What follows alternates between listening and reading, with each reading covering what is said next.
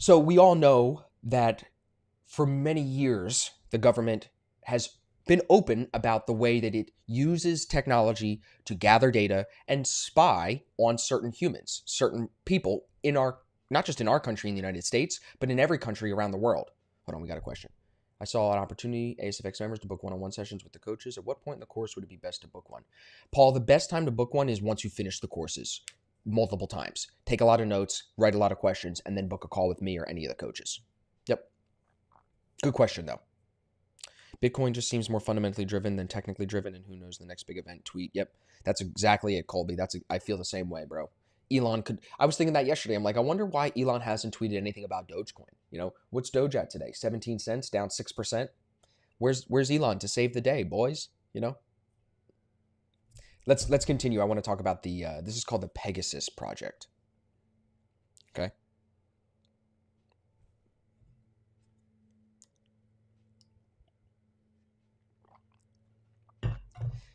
Yeah, I agree with you, Nick. Like, the technicals will still supersede anything else.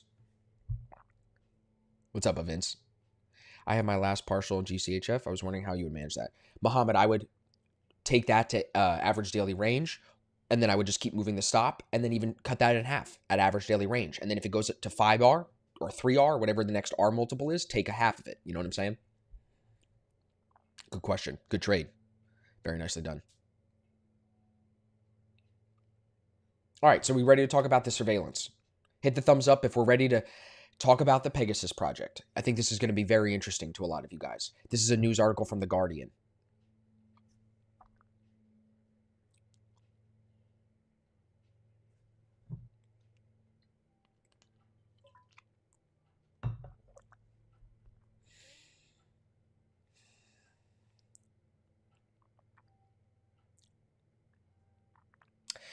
So like I was saying, we've all heard that the government, not just the United States government, governments all over the world are using cutting edge technology to spy on really whoever they want, to gather data and to keep that data from whoever they want. So this was actually retweeted by Edward Snowden, and that's why I felt like it was important for us to discuss. So the article here from The Guardian says, revealed, leak uncovers global abuse of cyber surveillance weapon. It's called the Pegasus project. Spyware sold to authoritarian regimes used to target activists, politicians, and journalists, data suggests. Now, this is a very long article. I don't want to read the whole article. I want to hit a couple of key points with you guys. And again, the article is linked in the description and there in the live chat if you want to read this for yourself. It starts off by saying, human rights activists, journalists, and lawyers across the world have been targeted by authoritarian governments using hacking software sold by the Israeli surveillance company, the NSO Group, according to an investigation into a massive data leak. The investigation by The Guardian and 16 other media organizations suggests widespread and continued abuse of NSO's hacking spyware called Pegasus, which the company insists is only intended for the use against criminals and terrorists. That's all we would create it for. Pegasus is malware that infects iPhones and Android devices to enable operators of the tool to extract messages, photos, emails, record calls, and secretly activate microphones. Now, Edward Snowden talked about this years ago, so this is just becoming more and more popular. And the reason I wanted to share this with you guys is if you watch till the end, you'll see how you could prevent yourself from being the victim of one of these Pegasus attacks. The leak contains a list of more than 50,000 phone numbers that is believed to be have been identified as the people of interest by clients of NSO since 2016. So someone hacked, or this list of phone numbers was leaked by the potential hackers. Forbidden Stories, a Paris-based nonprofit media organization, and Amnesty International initially had access to the leaked list and shared access with media partners as a part of the Pegasus project, a reporting consortium. The presence of a phone number in the data does not reveal whether a device was infected with Pegasus or just a subject to an attempted hack. However, the consortium believes that the data is indicative of the potential targets NSO's government clients identified in advance to possible surveillance attempt.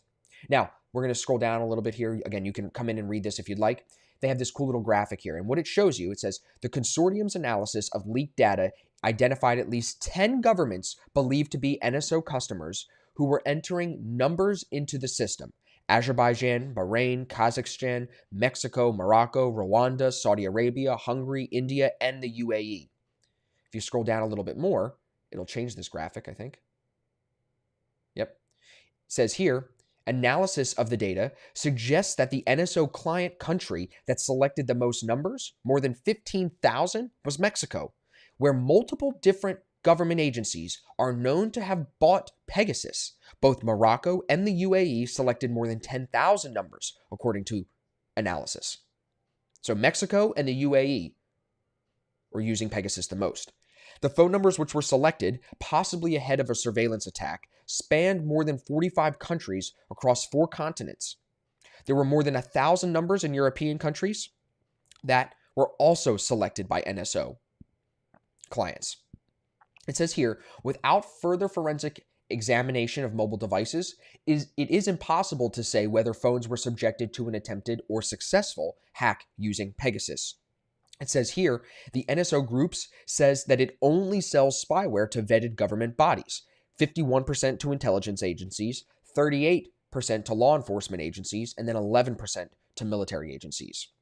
In statements issued through its lawyers, NSO defined the, quote, false claims made by the activities of its clients, but said it would continue to investigate all credible claims and misuse and take appropriate action. It said that the list could not be a list of numbers targeted by governments using Pegasus and described the 50,000 figure as exaggerated. So they're kind of trying to cover their ass in a way here. It says here, last month, NSO released a transparency report in which it claimed to have an industry-leading approach to human rights and published excerpts from contracts with customers stipulating that they must only use its products for criminal and okay, cool, bro. Yeah. I'm going to use, who here has signed a contract that they kind of knew they were going to break? I mean, everybody has at some point. We agree to everything, all those terms of services, and we break those all the time. So really, how much value does that actually hold, right? So you can come in here and continue to read to learn about what this Pegasus project is, but it says here that basically what's happening, if we get to this part, the Pegasus project is likely to spur debates over government surveillance in several countries suspected of using the technology.